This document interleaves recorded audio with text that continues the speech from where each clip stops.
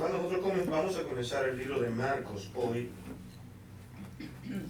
Y como siempre es importante hacer una introducción al libro, saber qué es lo que nosotros tenemos en nuestras manos para comenzar a estudiarlo, analizarlo. Tener los detalles de un libro es importantísimo. Conocer los propósitos del autor. Mientras más conozcamos del autor, mucho mejor. Dónde vivió. Y como decía alguien que yo conozco, si podemos nosotros saber a qué hora él se bañaba, pues bueno. Y eso es una manera de hacer énfasis para saber la importancia que tiene conocer la vida del autor, corazón, propósito, amor al Señor, que no lo hacía simplemente por una motivación de dar conocimientos, de decir, yo sé de qué estoy hablando, cosas de las cuales hoy en día podemos hablar y notar a muchos que hoy enseñan que el principal deseo es mostrar conocimiento. Y eso no es una buena señal para una persona que quiere enseñar la palabra de Dios, porque la palabra de Dios tenemos que enseñarla con una vida detrás. Cómo yo vivo, quién yo soy, para quién yo hago las cosas, qué es lo que yo estoy persiguiendo, qué es lo que yo quiero. Los autores que nosotros tenemos en nuestras manos no eran, hasta donde yo he podido estudiar, cada uno de ellos no andaban detrás de un reconocimiento. Incluso estuvieron dispuestos a dar su vida, a ser perseguidos por causa de Cristo. Y esa debe ser la actitud. Yo creo que por eso rechazaron tantos libros, porque la humanidad siempre ha sido la misma. Libros que decían, este libro es bueno que lo tengamos como inspirado, pero al observar los efectos del libro, la persona que lo escribía incluso no veían a Dios actuando. Hermano, cuando vamos al libro de Marcos, hay un detalle importantísimo. Y es que Marcos es el libro más antiguo de los evangelios sinópticos. Eso es un detalle muy importante porque nosotros le pusimos fecha al libro de Mateo, y Mateo también tuvo que recurrir en algunas ocasiones al libro de Marcos. Y eso está comprobado. Lucas también bastante. Entonces, ¿qué hacemos nosotros con esto? ¿Dónde colocamos la fecha de Marcos? Si a Mateo, por la escritura y aquel papiro Tide que se encontró y que apareció desde el principio del siglo XX y que le pusieron fecha, y más tarde se cambia la fecha al comprobar la importancia de este papiro, y que en 1994 prácticamente este evangelio pudo ser calificado con escritura herodiana en tiempos de Herodes. Esto ahora nos deja pensando, tuvo que ser a mediados del siglo I, comenzando el siglo, ahí teníamos nosotros ya la fecha de Mateo. Y se ha calificado que el libro de Mateo posiblemente tiene una fecha de los 40 a 50 prácticamente. Entonces Marcos es más antiguo. ¿Cuándo fue? Ahora tenemos una batalla porque también se le han dado fecha al libro de Marcos. Una de las fechas más cercanas que se le estuvo dando fueron las del 57 al 59 aproximadamente. Y hoy nosotros pensamos lo mismo que estamos diciendo. Si Mateo se escribió desde el 40 o 50 y Marcos era más viejo, entonces, ¿qué hacemos? Ireneo, que era del 140 al 102 su vida, Él decía que Marcos se había escrito después de la muerte de Pedro y Pablo. Pero al mismo tiempo está reconociendo un detalle importante, que fue Marco quien escribió este libro. Nos quedamos con eso, de que personas de este tiempo entienden eso.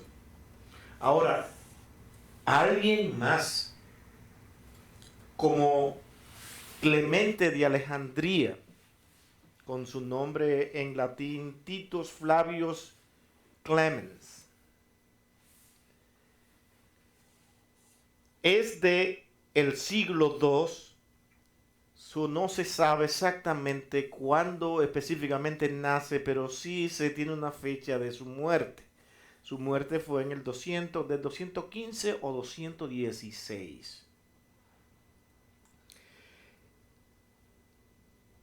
Él también admitió y dijo que quien escribe este libro es Marcos. Orígenes de Alejandría. Él es del 184 al 253. Y dicen ellos que fue en vida tanto de Pablo como de Pedro que Mateo tuvo que escribir este libro.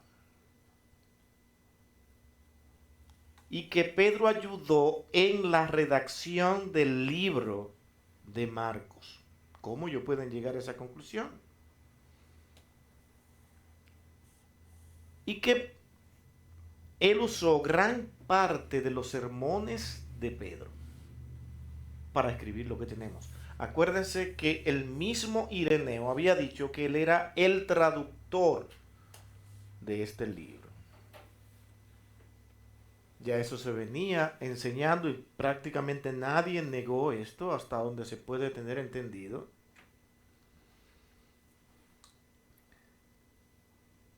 Si vamos a Lucas 1:1, este es el argumento para comprobar que fue escrito en vida de Pedro y de Pablo. ¿Quién puede buscar Lucas 1:1 al 4? Y vamos a ver eso.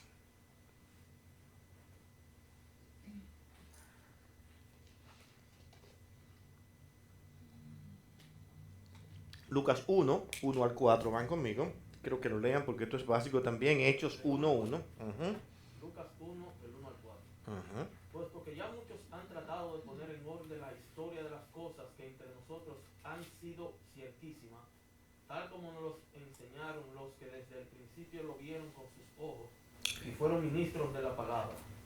Me ha parecido también a mí, después de haber investigado con diligencia todas las cosas desde su origen, escribírtela por orden, oh excelentísimo Teófilo, para que conozcas bien la verdad de las cosas en las cuales has sido instruido.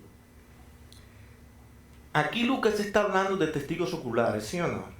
Y que recurre a testigos oculares, pero ¿de dónde lo encontró él? ¿Cómo pudo encontrar eso? Esos testigos oculares. Hechos 1:1. ¿De quién está hablando él? Tengan en cuenta que él está tomando estos datos de Marcos. Hechos 1:1. Y el primer tratado, oh Teófilo, hablé acerca de todas las cosas que Jesús comenzó a hacer y a enseñar. Sigue leyendo hasta el 4 también, ahí. Hasta el día en que fue recibido arriba, después de haber dado mandamientos por el Espíritu Santo a los apóstoles que había escogido, a quienes también, después de haber padecido, se presentó vivo con muchas pruebas indubitables, apareciéndoseles durante 40 días y hablándoles acerca del reino de Dios. Este es un dato de Marcos. Y él lo toma, dice, de estos testigos. Lucas, ¿en tiempo de quién? En tiempo de Pedro y de Pablo. ¿Ustedes lo pueden ver esto? Lucas 1:4 está hablando y tomando porque lo toma de Pedro, y él está hablando de personas que él tiene ahí como testigo. O sea, Marco le pregunta, habla con ellos. directamente. De testigos que él está viendo, que le están diciendo, esto es lo que yo creo. No que ya me habían dicho y ahora yo estoy interpretando.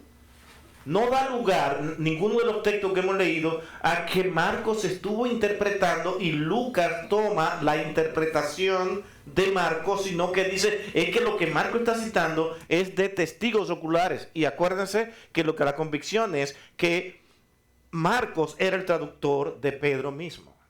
Y la amistad que había entre él y Pedro era realmente muy familiar.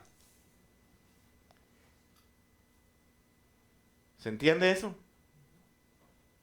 Muy unida. Detalle importante.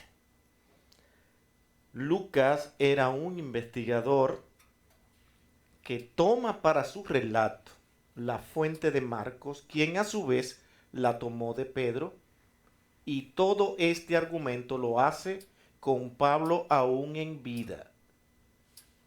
El libro de Hechos termina con Pablo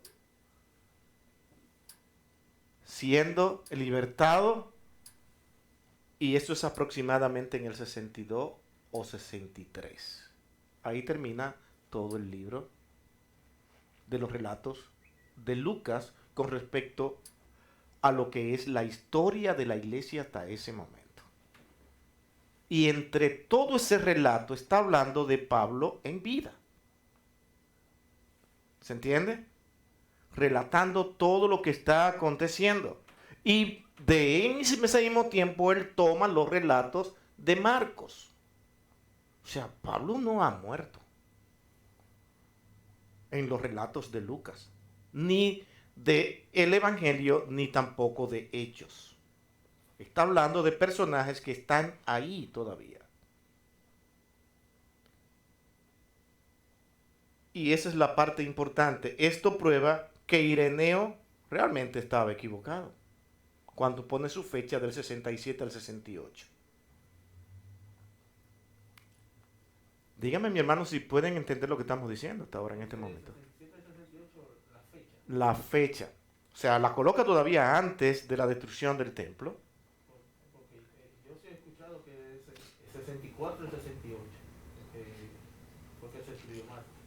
Pero te dio un dato. Sí, hay otros datos que son 57, del 57 al 58. Es al 57 y 59, entre 57 y 59.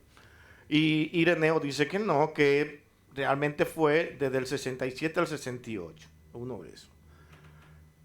Pero mirando, porque ya coloca, incluso ya para ese tiempo ya no existían ni Pedro ni Pablo. ¿Comprende? Y lo que vemos con los relatos de Lucas es que él está tomando de personajes que aún están en vida, de testigos oculares. Dice, lo que estamos tomando es de testigos oculares. Se leyó el texto de Lucas. Uh-huh. Y el de, sí, ambos son de Lucas. El pasaje de Lucas, que es el Evangelio, y de Hechos también, que es de Lucas. Pero estamos en Marcos. Claro. Y Marcos anduvo con Pablo y Pedro. Sí, sí. Exactamente. Son testigos oculares. Por eso es que Lucas lo cita como testigos oculares, de donde él toma su fuente de testigos oculares, pero lo que él toma como referencia fue a Marcos. Los escritos de Lucas están sustentados por los sermones de Pedro, que son relatados por Marcos. Entonces dice, esto es de un testigo ocular lo que estoy diciendo. Porque lo que está haciendo Marcos es que este es el sermón de Pedro, y esto es lo que dice, y él comienza a enseñar a quienes, como vamos a ver más adelante, a los gentiles que eran en ese sentido los romanos directamente. Le enseña a los romanos porque él está en Roma. Y eso también está comprobado. ¿Comprende? Entonces, Lucas lo que hace es tomar de lo que Marco está diciendo de los sermones directos de Pedro. Entonces, esto es como tú dijeras, esto que estoy diciendo aquí son de los sermones de John Piper acabados de decir. de un hombre que podemos comprobarlo, que es un testigo ocular de lo que está pasando. Eso es lo que él está diciendo. No hubiese dicho que es un testigo ocular en ninguna de las traducciones, sino que tendríamos que decir según, de acuerdo a la interpretación de Marcos, entonces yo escribo. Eso es lo que tenía, porque Lucas era un investigador y no podía hacer otra cosa. Lo que estamos diciendo aquí ahora viene de un testigo ocular. No es de Marcos que le está hablando, era no de Pedro. ¿Se entiende? Porque el testigo ocular no era Marcos. Marcos era apenas un niño.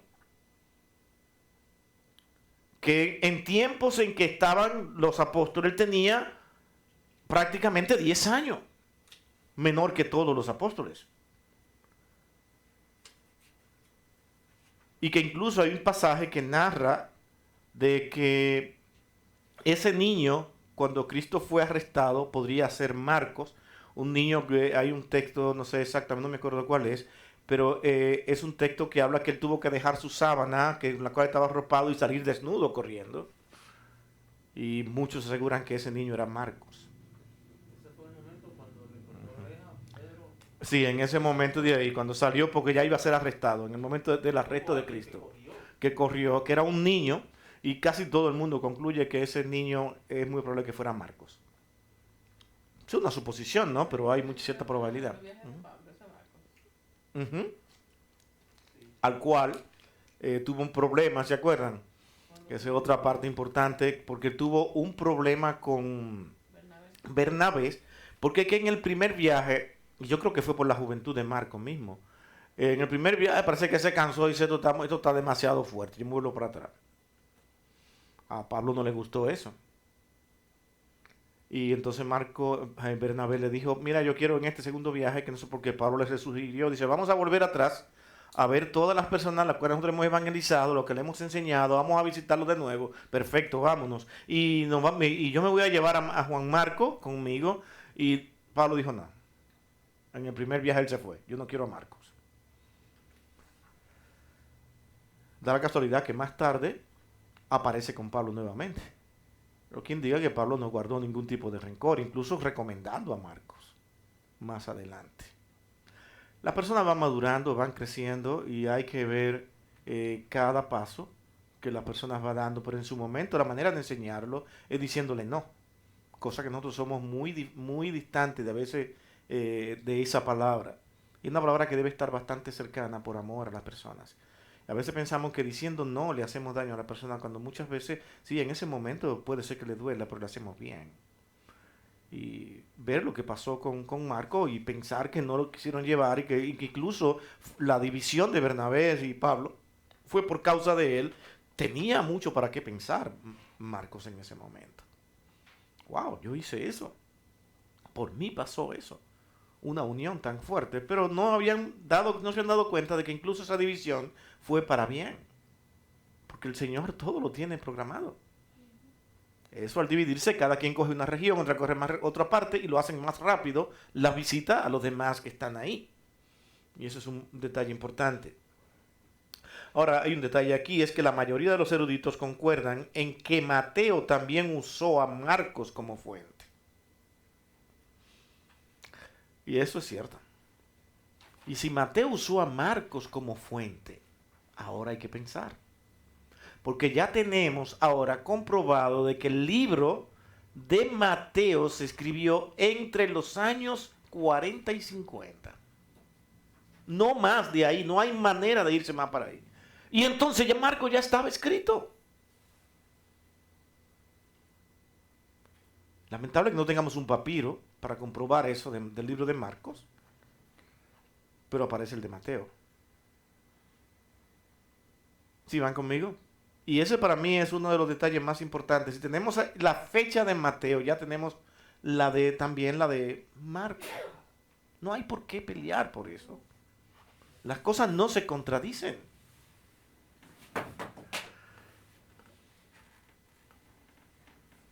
Este es otro detalle aquí, y es que la mayoría de los padres de la iglesia también concluyen que Marcos escribió su evangelio en Roma.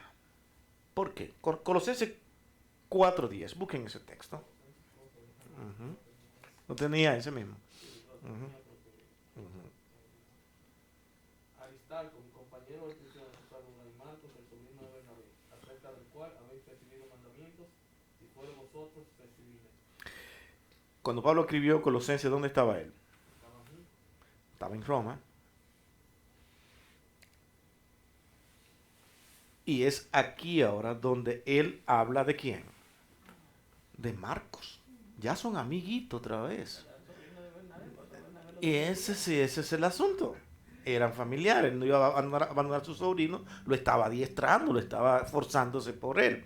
Si ven que los vínculos familiares hay que respetarlos muchas veces y hay que incluso ver cuando se cometen error por amor familiar. No te vuelvas loco.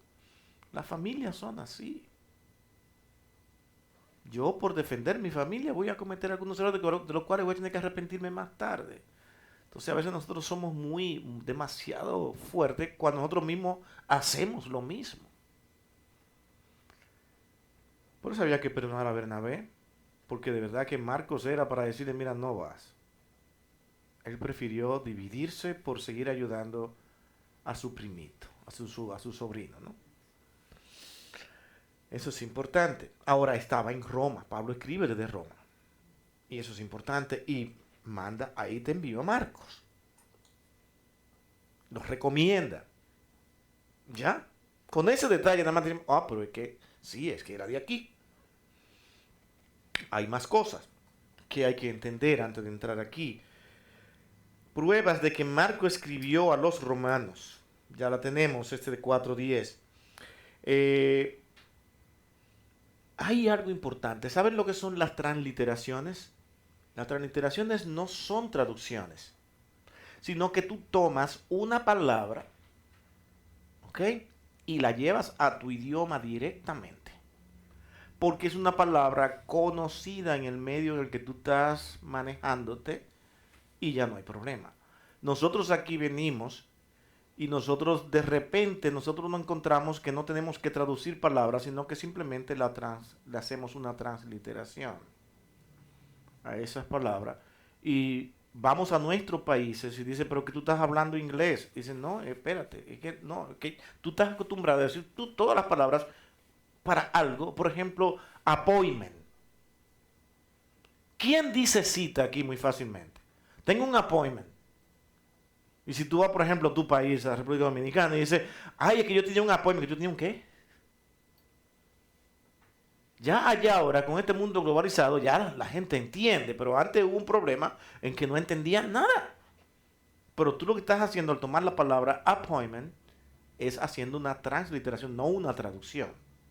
Entonces, se comprueba de que Marco estaba trabajando con los romanos cuando hace transliteraciones, por ejemplo, como en el 12:15, cuando habla de denario.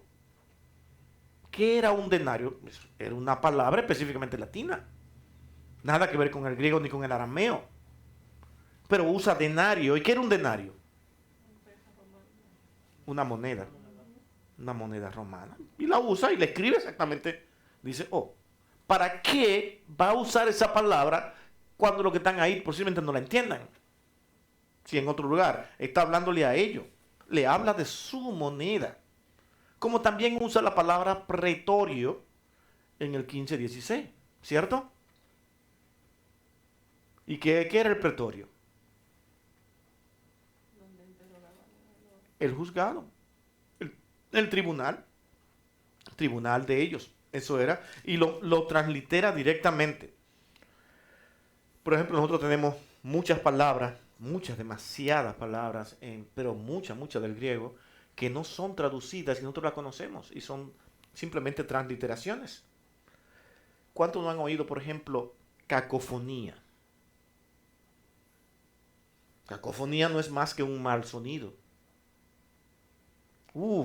Es una cacofonía lo que tengo aquí ahora mismo. ¿Qué podemos hacer para resolver eso? Y ese lenguaje se entiende. Y si nos vamos a la medicina, eso está lleno de palabras transliteradas. Como alopatía. ¿Saben ustedes lo que es la alopatía? Tengan en cuenta esa palabra, porque esto Tú vas a tener que usarla mucho. Alopatía es cuando te dan un medicamento que es contrario a la enfermedad tuya. ¿Entiendes? Ese es el problema. Y eso es un problema actualmente, porque nosotros somos a veces conejillos de India, conejillos simplemente para ver si funciona. Y si te funciona bien, me dejas saber. Cuando yo oigo a un médico con eso, para entonces recetarte otra cosa. Si no está bien, entonces me dejas saber. Dice, pero ¿cómo que tú vas a experimentar conmigo? Entonces yo le digo, cuando un médico me dice eso, mira, pues tu pastilla yo no me la voy a tomar. Dice, ¿y cómo te fue con la pastilla? No me la tomé porque tú estabas experimentando conmigo. Yo hice un té. Punto. Hay que hacerlo sentir mal. Porque así están los médicos. Así están los médicos, lamentablemente, que tengamos que meter esto aquí. Y cuando usamos la palabra anfitrión, esa palabra no viene ni del latín ni de nada. Viene del griego directamente y no se tradujo. Y un anfitrión es aquel que recibe a los invitados, aquel que es el principal para comenzar a recibir, ¿sí o no? No es eso. Y esa palabra es griega. Tú la oyes en griega y ya fácilmente. Asma no se traduce. ¿Quién dice otra cosa que no sea eso? Todos conocemos lo que es asma. Sin embargo, es la enfermedad que tiene que ver con los bronquios. Y eso nos va identificando con el lenguaje que estamos hablando. Solamente cito todo esto. Y hay una palabra que también la Escritura no la traduce, la lleva directamente al traducirla, y es la palabra ciprés. ¿Qué es eso? Un árbol. Y lo traduce así mismo.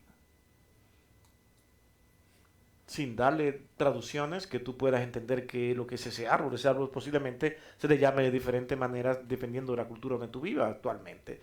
Y pero nosotros ahora, como lo estamos estudiando y conocemos ese árbol, porque en nuestro país no se da, no sabemos. Pero puede ser que existan en otros países y te lo digan con otro nombre y tú digas, no, pero ¿y qué es eso? Y que después te explique, no, este es el árbol que da esto. Oh, estás hablando de un ciprés. Dice, oh, sí, es el mismo, es el mismo. Así son las cosas. Ahora, Marcos hizo esas transliteraciones y al mismo tiempo nos deja saber de que él está tratando con los romanos. Si fuera a tratar con un judío, no iba a hablar de estas transliteraciones así tan abiertamente y tan clara. De tal manera que cuando sus oyentes la escucharan, ellos entendían de qué estaba hablando. O sea, estaba envuelto en el ambiente cultural de ese momento, si podemos usar cultural en el sentido que entendemos, que la palabra cultura es demasiado complicada. Todo el mundo tiene un sentido de lo que, una explicación. Yo siempre a veces pienso la palabra cultura es inexplicable porque todo el mundo tiene una idea de lo que es cultura realmente. Pero en verdad es que la cultura habla de los pueblos y de nuestras actitudes, de nuestros comportamientos de manera normal y rutinaria. Esa es una manera fácil de tú entender lo que es la cultura. De acuerdo al comportamiento del lugar donde yo esté, yo voy a hablar. Si te vas a vivir, por ejemplo, a Chile por unos 5 años, tú vas a venir hablando con ciertos acentos chilenos, con ciertas palabras. Vas a aprender a decir poroto en vez de habichuela. Esa es una. Y vas a aprender un sinnúmero de palabras que tú hasta ahora no entendías. Ahora saben qué significan en otra manera y te vas a acostumbrar a hablar. Si tienes que predicar en Chile, tú vas a tener que aprender los lenguajes de Chile para que te puedan entender. Por eso es que aquí en Estados Unidos es tan difícil cuando tenemos que predicar para diferentes naciones.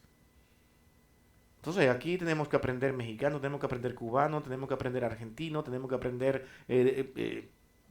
dominicano, porque ya el que teníamos lo perdimos. Y cuando llega otro dominicano aquí nuevo, dice, pero ¿cómo que se dice eso allá? Siendo nosotros dominicanos y no entendemos cómo hablan.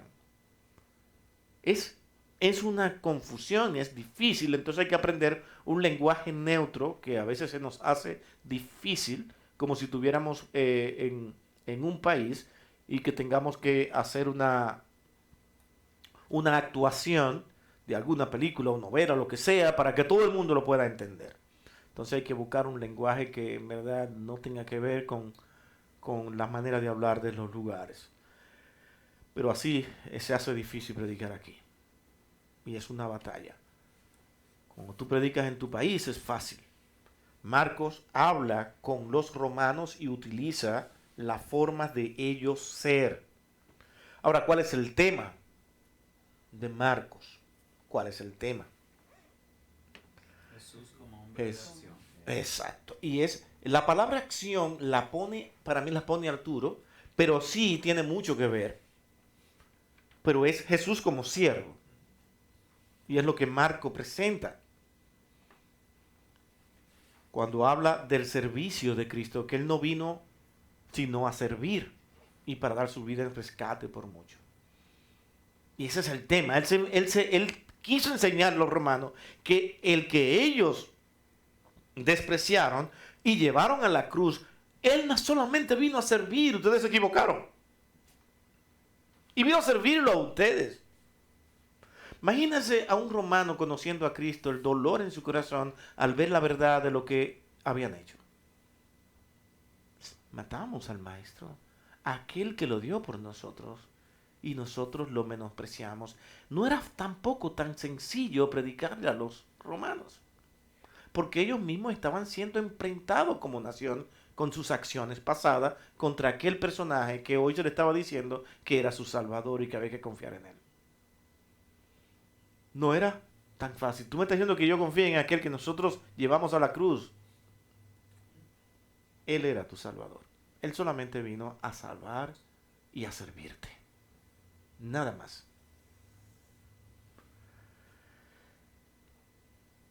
Hay personajes históricos que confirman a Marcos como el autor. Nuevamente cito, por ejemplo, como a Ireneo de Lyon, ya lo citamos, del 140 al 202. A Clemente de Alejandría, siglo II, que muere en el 2015 y 2016. Estos son prácticamente parte de lo que son los padres de la iglesia. Y siguiendo mencionando padres importantes de la iglesia que reconocen a Pedro, donde nadie puede ahora decir que no fue Marco quien escribe. Tenemos a Papías, que era obispo de Hierápolis, y él es del 69 al 150. Todos estos eran prácticamente contemporáneos. Contemporáneos de Policarpio. ¿Se acuerdan de Policarpio, que era discípulo de Juan? Y Justiniano mártir. Y ellos realmente citan a Marcos como el autor. De Justino mártir, creo que hay una cita aquí de MacArthur que quise traerla, como él habla de Papías. Papías es que lo cita y dice lo siguiente con respecto a lo que él cree de Marco, y dice: y el presbítero, el apóstol Juan, dijo esto: Marcos, habiéndose convertido en el intérprete de Pedro, escribió con precisión lo que recordó.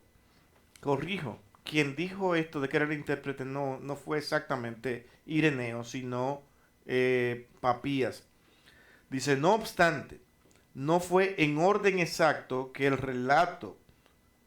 relató los dichos a su obra de Cristo, ya que él ni oyó al Señor ni lo acompañó.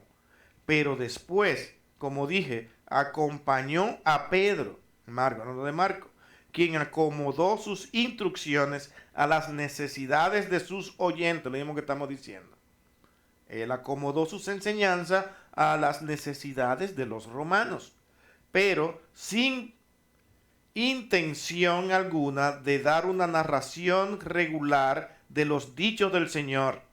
Por lo tanto, Marcos no cometió error alguno al escribir algunas cosas como él las recordó, ya que de una cosa tomó cuidado especial: no omitir nada que había oído y colocar nada ficticio en las afirmaciones. Y esto lo toma de un libro que se llama Exposición de los Oráculos del Señor.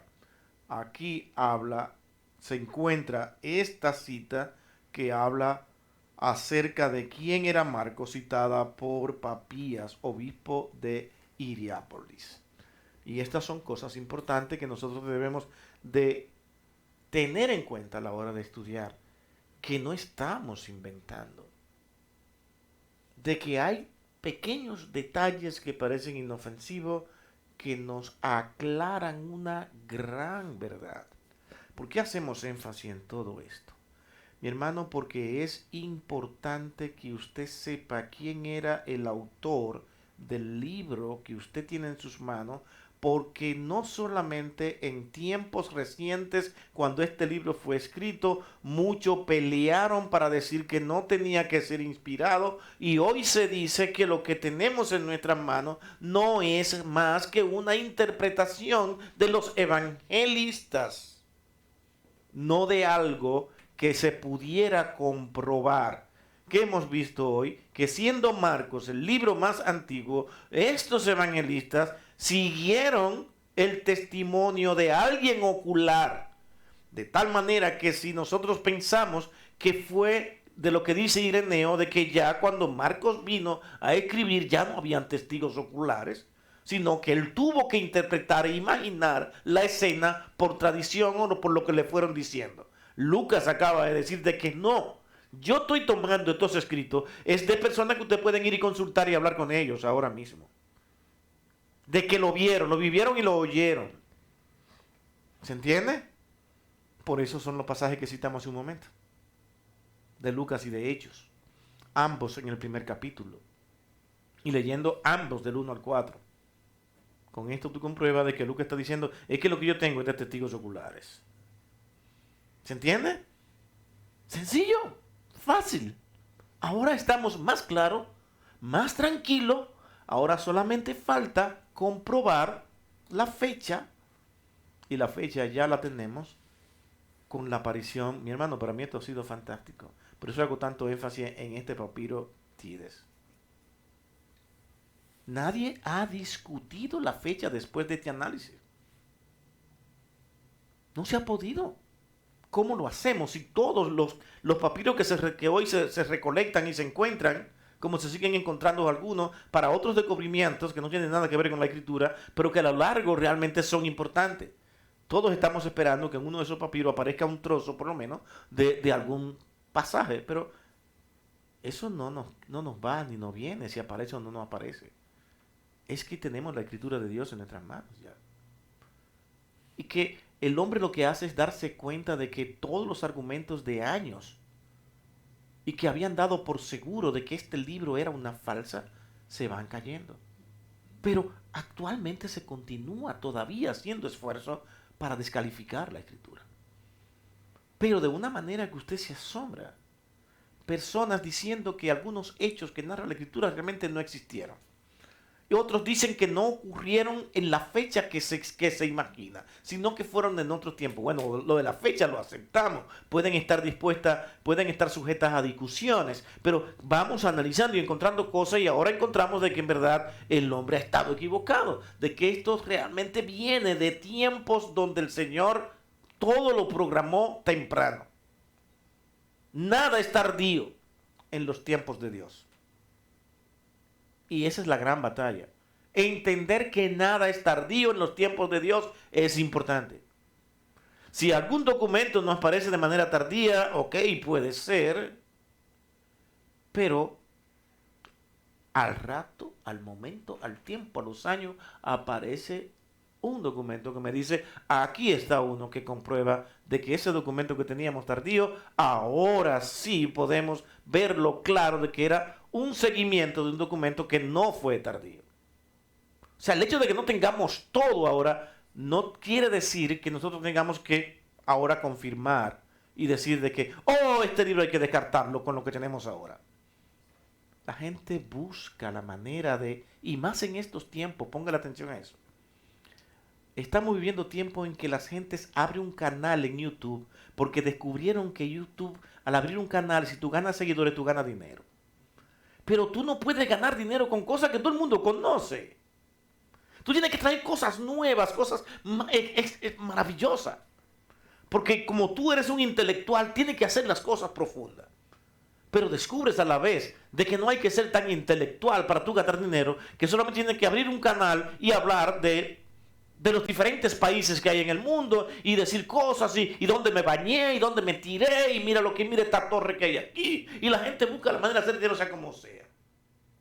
Pero si lo puedes hacer de una manera que tú te veas intelectual, vas a inventar y vas a decir cosas que parecen profundas para que todo el mundo diga, wow, esto hay que escucharlo. Mi hermano, el mundo está lleno de personas que no quieren estudiar, de gente que les encanta estar ignorante, escuchando nada más la voz de alguien que parece que sabe. El mundo está así. Si ya te quitaron el deseo de tú analizar, estudiar, que no eres capaz de escuchar un sermón de 40 minutos, ya eso es demasiado, eso es horrible. Pero sí puedes escuchar un argumento de alguien que te diga que vamos a ver la realidad de Jesús. Y te presenta un argumento que parece magnífico, increíble. ¡Wow! Estábamos equivocados todos. O de alguien que se llena la boca de decir, nos han engañado por mucho tiempo. ¿Sabe por qué pasa eso y por qué se engañan tanto? ¿Cuánto vemos aquí ahora? ¿Usted cree que la gente quiere venir a estudiar? Uy, no, mire mi hermano, escúcheme que no pude ir porque es que cuando me di cuenta que iba a salir, pero ay, esa uña de ese pie, mira, eso fue un dolor en esa uña de ese pie. Cualquier cosa. Cualquier cosa. Hermano, estamos viviendo tiempos delicados, donde la gente anteriormente, por causa de Cristo, estaban dispuestos a dar la vida. Y gente pagaba por un discurso para escucharlo y no le importaba lo largo, porque la gente quería aprender, conocer. Hoy no. Hoy con esto TikTok lo que queremos es entretenimiento, que me hagan sentir bien y risa. Y mira cómo abrió la pierna esta. Eso es todo. Eso es lo que estamos viviendo hoy, mis hermanos. Y el siguiente, ¿y dónde va? Y el siguiente, cuando viene una hora, tú dándole para arriba y para abajo a un aparato. Y después, ay hermano, yo he estado muy busy, yo no he podido con el trabajo y todo esto. Y dice, pero no mencionan tu tic-tac. ¿Por qué no dice, mi hermano, que el tic-tac me llevó 2 horas? No lo dicen.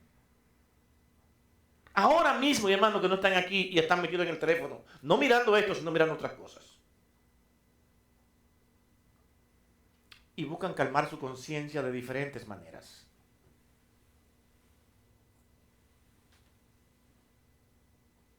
Así estamos. Y esta es una batalla. Personas que aún en las iglesias lo único que hacen es venir a tratar de ver cómo yo gano méritos, cómo yo soy visto.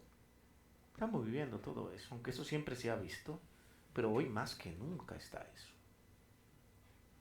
Despertemos, porque si no este mundo nos va a comer vivo. Hay mucha gente mala haciendo cosas malas. Y los buenos que quieren hacer cosas buenas tienen miedo a enfrentarse a los malos. ¿Y dónde vamos a llegar así? Cuidado si habla eso porque te censuran. Que nos censuren. Por lo menos en 2 minutos alguien escuchó algo. Es un miedo, es un terror porque nos han enseñado, nos han educado a tener miedo. Nadie está dispuesto a dar la vida por el Señor.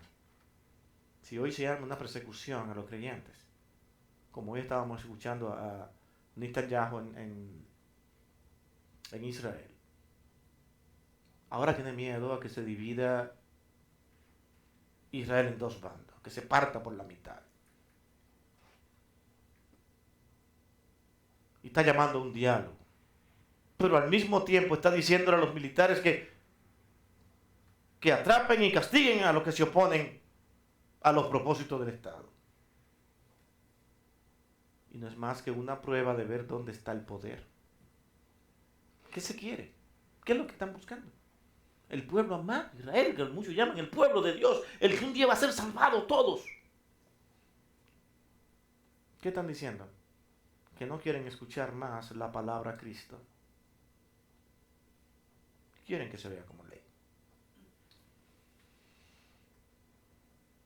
Ese es el mundo que tenemos y nosotros aquí tranquilitos durmiendo. Cuidado, que el Señor nos está mirando a cada uno de nosotros. Y muchos de los que dicen Señor, Señor, van a ir muy tranquilitos. Bueno, yo iba siempre a la iglesia, así es que ya, el Señor me va a abrir la puerta. Qué duro va a ser cuando el Señor les diga, yo nunca les conocí a ustedes. ¿Quiénes son ustedes?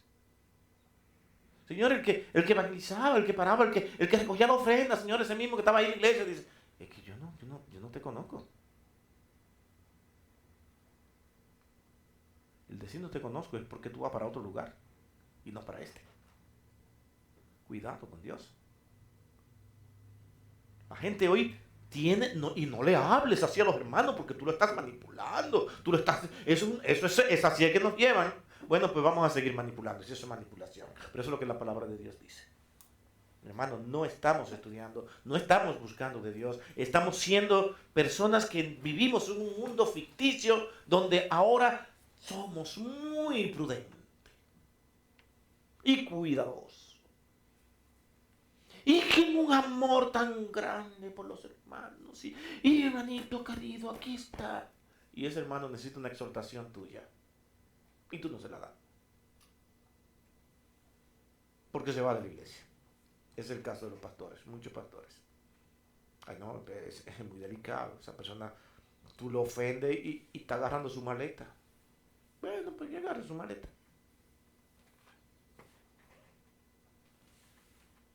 Es así. Nos gustan las historias fantásticas, las historias maravillosas, que sean emocionantes, pero llenas de mentira. Eso nos gusta escuchar. La verdad no nos gusta mucho la verdad. La verdad me ofende. Nos tomamos unos minutos de más porque comenzamos tarde por la transmisión, pero hermanos, y los últimos minutos lo hice para esto, para exhortar un poquito, porque es necesario.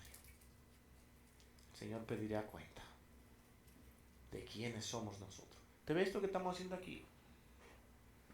¿Tú no se ha fijado que difícilmente tú veas un like de los hermanos de la iglesia en estas redes sociales? No lo dan. Ni pasa nada de esto, sucede, pero sí pasan de todo, por otro lado, y ponen de todo. Entonces, es así. Las iglesias locales son irrespetadas por los miembros de la iglesia. Eso es lo más triste. Son irrespetadas. Nos hacemos nosotros mismos, cuando ese es el ministerio en el que Dios nos ha puesto.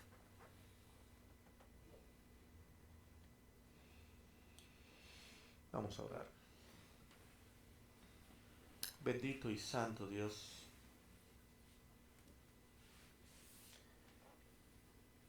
nos diste nuevamente la oportunidad de hablar de ti y te damos las gracias.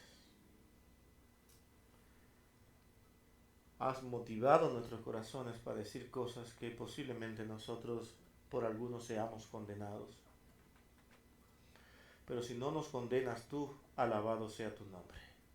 Y si nos condenas tú, alabado también sea tu nombre. Porque todo lo que tú haces, Señor, es para nuestro propio bien. Ayúdanos, Señor, a hacer tu voluntad y estar convencido de que estamos en tu camino por encima de las opiniones de los hombres. Ayúdanos, Padre, a poder servirte y amarte con todo nuestro corazón. Porque te lo pedimos, oh Dios amado, todo en el dulce nombre de tu Hijo amado Jesucristo.